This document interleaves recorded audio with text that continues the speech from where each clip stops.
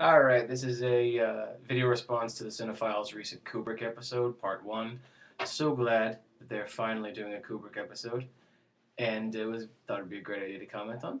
So let's talk about the stuff they discussed. Fear and Desire, his first movie, totally not available, so can't say anything about it because can't see it. However, back when there was Google Video, which no longer exists, somebody actually had uploaded it. So it's possible somebody has seen Fear and Desire out there somewhere. If you have, tell us what you thought of it. But unfortunately, I didn't know about that until a couple days before Google Video disappeared.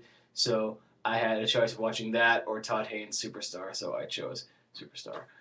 I think I made the right decision. Killer's Kiss. I just finished watching so that Edwin couldn't call me a dick. And I have to agree with a little bit of everybody. It's not that good as a movie. The plot is really lame, but it's shot well. I consider it an exercise in editing because it's pretty much all about the editing, especially in the first chunk of it. The boxing scene is really good, especially considering this is made before this kind of glut of boxing movies we've had since before the Raging Bull and The Fighter and Million Dollar Baby and 6 Rocky movies. Back then we've had what, like Body and Soul and City Lights. I mean, I can't think of a whole lot of other boxing footage from before Killer's Kiss off the top of my head, and I think it's really nicely shot and cut. But beyond that, yeah, the movie is not great. Somebody mentioned the dubbing is really annoying, and it is. You kind of get used to it after you see a lot of B-grade movies that have been dubbed. So, it doesn't jump out as much as me, but The Girl is really badly dubbed for the movie. But as a crappy B movie, it's not bad. It looks really good, and the scene in toward the end when with the fight and then the mannequins everywhere definitely is Kubrickian. It sort of feels like it presages the use of statuary and stuff in Clockwork Orange. Like when he's getting beaten with the mannequin torso is sort of reminiscent of the ultimate phallic beating in Clockwork Orange. But yeah, on the whole, it's a dumb movie. I think had they cut out the irrelevant, boring plot and kept it more streamlined and chopped a lot of that stuff out, it would have been a very interesting short. But as it is padded out to its 67-minute length, it's still too long and kind of boring in the middle. But there's definitely touches of what we come to know as the Kubrickian style.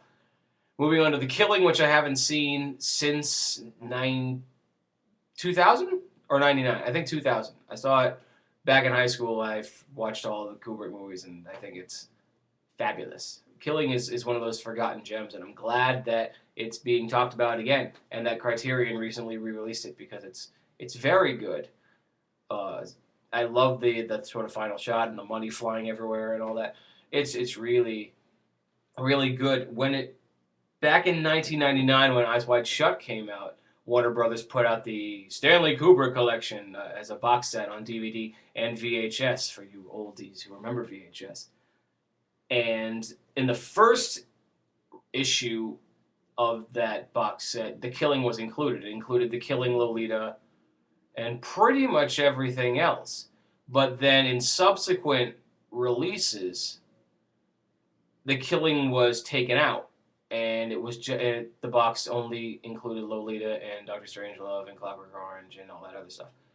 Then they redid it again, and they put Eyes Wide Shut in the box, and they took out, I think, either Barry Lyndon or Lolita, or maybe both. And then they put in the documentary, Stanley Kubrick, Life in Pictures, and took out the other one, whatever what the other one was. So it stuck with most of just the ones that everybody knows. I think Doctor Strangelove got dropped, ultimately, too, from that box. Probably due to rights issues with Columbia, because all the others were Warner's, and Columbia has Doctor Strangelove, which explains why there's like 5 different releases of Doctor Strangelove. But, all that being said, The Killing was at first included, so everybody could see it, and then was subsequently abandoned for the ones that everybody knows, which kind of annoys me, because it deserves to be seen. So thank you guys for bringing up The Killing. It's really good, and if you haven't seen it, go see it. Paths of Glory I don't remember very well, because I saw that again years ago, but I remember it was very good. And you can see some of that World War I footage has never been topped. World War I really doesn't get a whole lot of whole lot of good film to begin with. I mean, but really, when you think war pictures, trench wars, but certainly, it's All Quiet on the Western Front and Paths of Glory, and that's it. You can't top that. I've noticed that Spielberg was definitely trying to emulate Kubrick in War Horse. There's the shots in the trenches where you're going, oh, okay, he's got Paths of Glory on his mind, doesn't he? But you can't top the original. Spartacus, I'm with Eric on this one. Spartacus is not a bad movie. It's definitely overlong and it definitely drags at points. But for that sort of movie, Spartacus is really good. Now, granted, Ben-Hur is essentially probably a better movie, but for a film that's not a Bible epic or a religious picture in any way, unlike Ben-Hur or a lot of the other ones, Spartacus pretty much stands up. And I think that I've always really liked the final crucifixion scene. And there's, of course, the classic I am Spartacus, which was even parodied in Life of Brian, which takes a good shot at Spartacus. You know, oh, I'm Brian and Ezra, no, I'm Brian and Ezra, all that.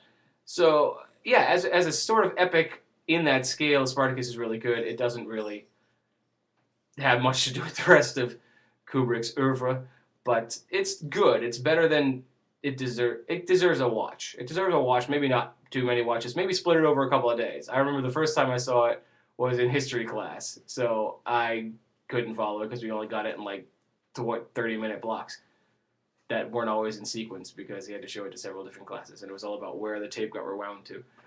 Oh, the olden days. Anyway, so yeah, Spartacus is okay for what it is, but it's definitely a more Kirk Douglas picture than a Kubrick picture. Anyway, looking forward to the upcoming shows, guys. Doing great. And Jeff, liking Unfinished Business, I would be very interested to hear your opinions on Kubrick.